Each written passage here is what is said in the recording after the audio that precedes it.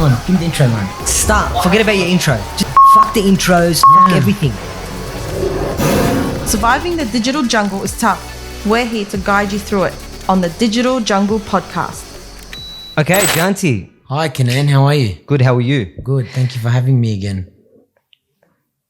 Great. Okay, so today, so lately, I've been getting more and more sort of phone calls, some emails from a fair few clients of mine and some contacts about this showdown Google is having with the Australian government. So it's starting to really gain some momentum in the media, in the Australian media at the moment. And what I wanted to do is I wanted to sort of pick your brain and get your opinion on all this, because you're really deep into the Google world. And I think it'll be interesting to get your take on all of it. Yeah, you know, it's a serious problem. So I think the first point here that we should stress is that it's not media bluff. Okay. Before we start, can you give the viewers a bit of a rundown on what this showdown is? So it's basically Google versus the Australian government. Okay. Yeah. So, I mean, the Australian government are trying to put forward a new code, which is in layman's terms, just a new policy where they can make something law. And they're trying to pretty much protect local and foreign media groups like, you know, the Herald, any kind of, you know, Fox News, Sky News, CNN. They're trying to, their intention is to try and protect journalists by not having their information kind of slutted out on the internet, right? And by doing that, if they can legislate the code, then they can force Google to then pay a premium for sharing Google viewers Sky News's content, even though Sky News share it on their own website for free. And so it's been going on. So just to kind of, I know it's come into the media recently, but you know, the code and this all kind of actually started going back nearly a year ago. So because we're coming closer to the deadline and kind of crunch time and there's some progress, you know, it's kind of being promoted everywhere. Okay. So all right. So it's been going on for around a year now.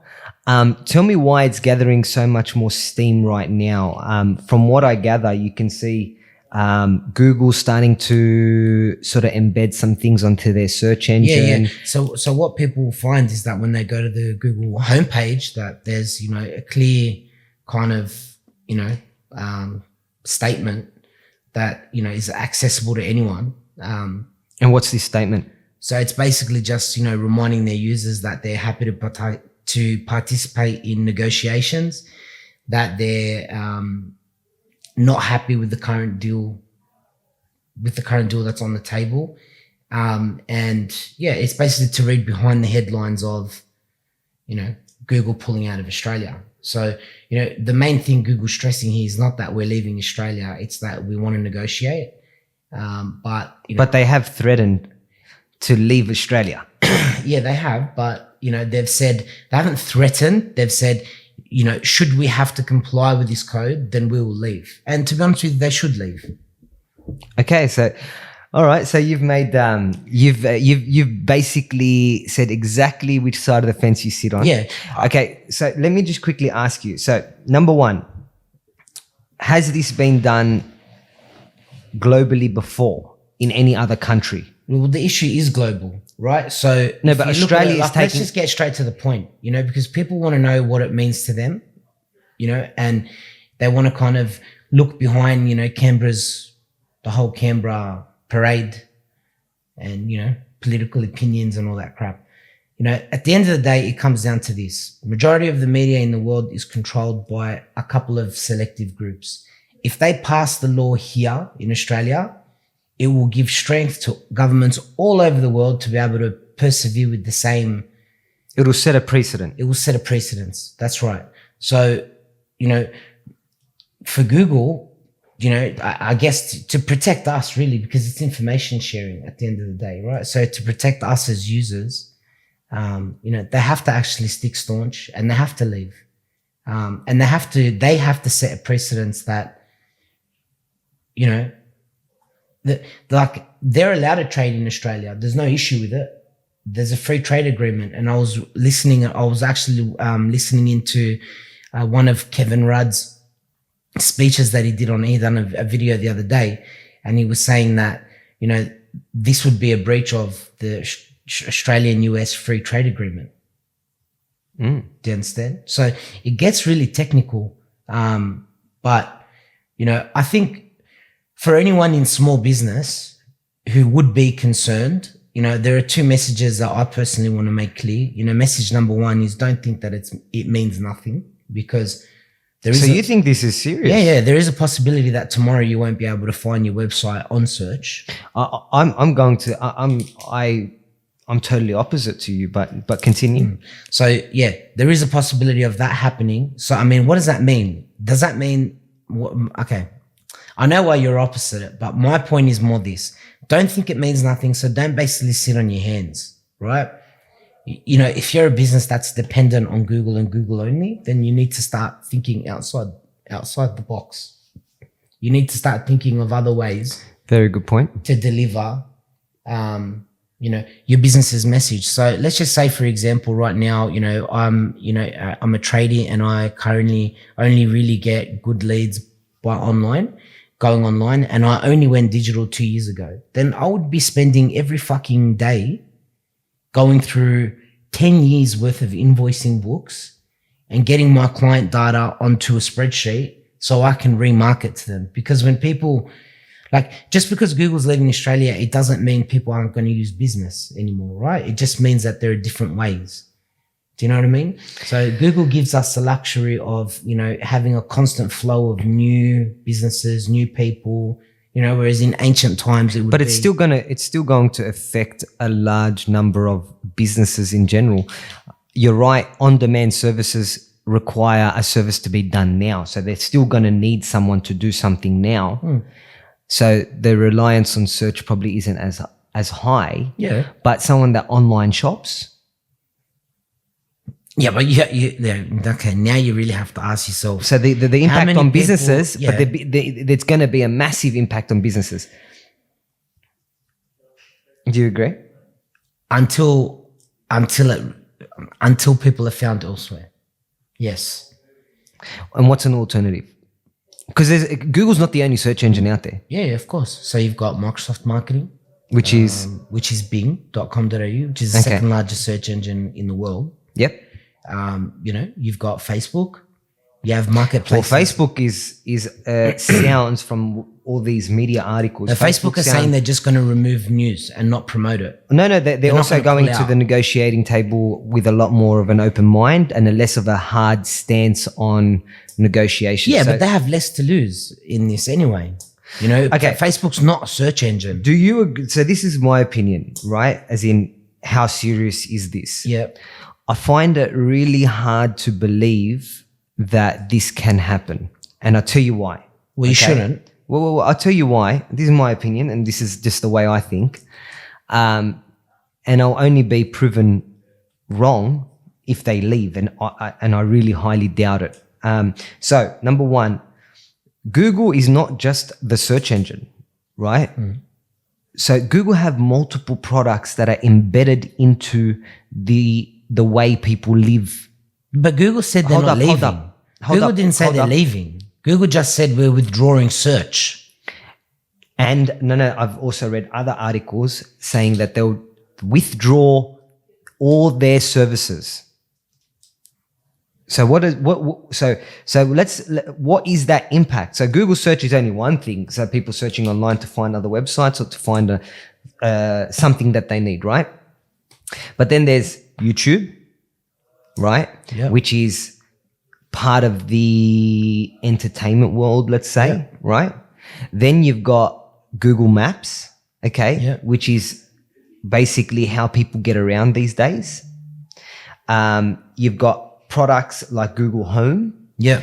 Where people, the Australian public have bought and invested millions of dollars in making their homes smart homes. Yeah, no, I agree. Look, I know what you're saying. It's like I feel like Google's tentacles are so deep within the Australian culture and the way we live that this threat is. I think it's basically shaking the Australian government, saying, hey, do you know what it means if we do leave? Reminding them that. And I think Australia might stay staunch. Yeah, look, but I would believe ultimately, you if it was any other company, but I really don't believe, the managing director of Google Australia is going to, sit and make a video and make bold statements with actually no backing. We know very well that Google do not talk unless it's gone through a stringent level of approval, right? So a real, I'm not saying don't talk publicly at all. I'm not saying Google. So what I'm not saying they're lying about their threats. I'm not saying that they're lying about their threat. I'm not saying that they're lying. I believe that they probably will because they've done it in the past. When they said they'll leave Spain, they left Spain. Yes. I'm not denying it. What I'm saying is they're shaking Google. Google is shaking the Australian government and saying, hey, we're not playing just your way, because the managing director of Google in Australia has clearly said we are willing to negotiate, but your current terms for this new code is very one way. Yeah, because it's not the people, it's not worth it. It's not worth it for the opposing end. So it's not, if the government can't pass the code for what it is, it's not worth changing it. Google are giving many other options that are all fair. Okay. But it's not worth it. So let me Do you understand? Okay. Because this is, let me ask you a question. I don't want to go political, right? But it's basically, it's not even Google up against the Australian government. It's Google up against every other media outlet that just cannot accept that their product is going into 2021. They're a declining product. What? All the media outlets, they cannot accept that search is representing and displaying their articles in a fashion or in a manner that is more attractive than their own. Therefore, people are not going directly to BBC to find news, or Sky, or Fox, or ABC. They're going to Google. Think about it like this. Let's say the code passes. What's going to happen with Apple News? Why isn't that affected? What happens when you open your iPhone and you get, stuffed with articles and headlines and you're clickbaited into believing that you're researching into an article and it's not there? What happens there? Are Google going to make Apple pay for a click off the Apple screen? Is the Australian government going to make Apple pay? That's a good. You know what I mean? And this is why I say it's an attack on the way search engines work. And I genuinely believe there is a level of I know there's a level of seriousness behind it. Do I think the media, I spoke to someone in Google and, the laugh was, it's a bit hard to it's making it harder to portray the right narrative or our narrative when the people who are promoting our narrative are the people who we're up against. Wow. Good point. Very good point. Okay. So, add that plus, what the news always tend to do, which is, let's not be straightforward and get to let's just not get to the point. And we are where we are now. Very, very good point. Okay. Let me ask you a question. So you're a businessman, right? Yep. Okay. So let me ask you a question. If you were Google, what would you do? I will do the same thing. Would you negotiate? Yes. Why? No, but my initial... Would you negotiate knowing that every other government in the world is going to knock on your door and take away... No, hold. My stance will still be my stance. I still will negotiate. So if you look at Apple News, right? they've continued to operate the way they operate because now news publications are charging subscriptions.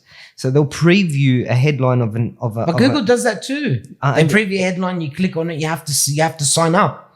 I understand. All I'm saying is I still will negotiate, but I'm not going to break the fabric of search. Yeah. Okay. I still will negotiate, but I still will do the threat. But I just don't believe that the government, the Australian government, will stay staunch, because I don't believe they've assessed the complete effect it will have to the Australian public. Now, let me ask you. So, journalism, the staff so the media that the Australian government is trying to fight for. So the staff, the employee count, right, who they're trying to protect. Do you think if you were to just guesstimate that group or that amount of staff and employees in Australia are larger than the group that they're going to be affecting? So the digital marketers, anyone within digital? I think there are more bums in seats in Australia that are working around the digital economy that require Google and Google services for their day-to-day living, for their wages, for their own microeconomy. There is more of a headcount in this industry or space than journalism. And to be quite frankly, if the Australian government can prove that the code is going to help Australian journalists, then I'd be for it. But it's not even helping Australian journalists. Who is it helping? Mate, half of these media companies outsource their journalism to countries that we have not even any good political relationships with. Mm-hmm. Okay. Now the powerhouse media, the powerhouse group on the other end, so that you've got Google on one end, and journalism. We're putting this whole thing into this word journalism, but media groups. Who's on the other end? So you got Google, you got Australian government. They're saying they're fighting for journalism. Now, I don't believe that's their stance. I don't think they're fighting for Australian journalism. But who's the group behind this? Well, Rupert Murdoch Group. Okay. Anything with Rupert Murdoch's name on it. Okay. Now. No, everyone knows it. It's no secret. Now, can I ask you?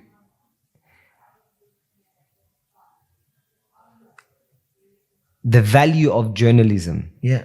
Over the last, let's say, 5 years, has it decreased the value, the value of you reading the news? So let's say, for example, if you were to, your gut feel, your feeling on how the Australian society view the quality of journalism right now. Yeah. Do you think it's respected? No, no. I mean, not for our generation and younger. No. And I think what's the current sentiment? Like, what do you feel when you think of journalism? Okay, good point. Okay. That it's full of shit and sensationalism, all of and clickbait. Yeah, and 10 years. This is from 10 years ago. And you feel defrauded. Yeah, I mean, look, the minute kind of we had access to search and access to the internet in its full capacity. Point. So you could research is yourself. The moment that we started to realize, hang on, the news is full of shit. You can investigate yourself now. And I'll tell you exactly how I knew it was full of shit, because, I was born in Australia. I come from a Muslim background and I'm not a terrorist. So okay, there's a perfect example. Okay, well, that leads me to the last question I'm going to ask, and we're going to keep this segment short, and we're going to re-pick it up at another time. Okay, I'm going to keep this segment. This is the last question. So, pushing power back into journalism. Do you think that is a strategic move politically? Yes. And is it because governments had more power in dictating the narrative? Yes. And swaying consumer confidence and their views on certain things because they had political ties with the owners of these. Yeah. So rather than fucking using their brains and thinking of how they could maybe do that to us, idiots in the future. What do you mean? Okay. So rather than them picking their brain going, okay, well, controlling the media worked really well for us for 75 years. How are we going to be able to move forward and control the media? They think going backwards and causing disruption and chaos like this is the right way. You understand? And look, just back on the whole who's behind that situation, yeah? It's no secret that, Rupert Murdoch is who he is and he's massive, right? He's got huge control across the world, yeah? Yep. It is in his best interest to get this law passed here back at home for him, because he's Australian, right? To then go and use that as a model. Good point. Very, very, that's what very, I believe very their strategic position is. And I think we're not stupid. And as people, we're actually a very smart country, which is why, the old ways of, headline influence style media, it doesn't work anymore. Okay, Janty, I've got one more question. And, we're both part of the leadership group here at AIIMS. Yes. And obviously this is a big topic of conversation, like I said, with some of our clients. Can you give us just 60 seconds? What are we currently doing in research and development to proactively ensure that we're taking this showdown pretty serious? Yeah. Okay. So, the first thing that we did last week is we started to upgrade our call tracking software to, number one, store all of our clients' numbers and details so that we can re-promote in the event of search being, discontinued.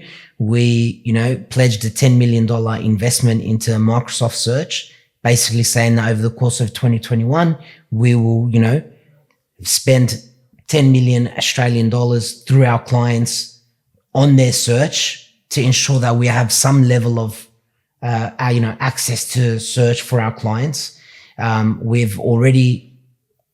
actually just today, we launched our new VIP Social Plus product, which is going to hit the market running, hit the ground running. It includes every other profile outside of search. And yeah, look, we've been proactive on it anyway, because we wanted to look at increasing, the value of our services to our clients. And that's been a journey that we've been on for the last 2 years. The only thing this has done is made it happen quicker. I didn't want to do this until mid-year, but I have to do it now. I agree. And to be honest with you, I agree with you. And Business 101 is make sure you're not so reliant on one particular avenue. 100%. Because that makes your business volatile. So yes, we've always been in that belief, but I think this is really sort of accelerated it. That's right. But look, awesome chat. Thank you very much. We'll pick this conversation 100%. Back up. But you mentioned Kevin Rudd's quick clip. Yeah, I think we should share it to everybody. We will share it at the bottom of this clip. Watch it. Super interesting. Yeah. Ex-Prime Minister of Australia. Fantastic take on the current situation. Google versus Australian government. Thanks, guys. Bye-bye. If you're a small business, subscribe to our channel for tips on real business growth. #survival mode.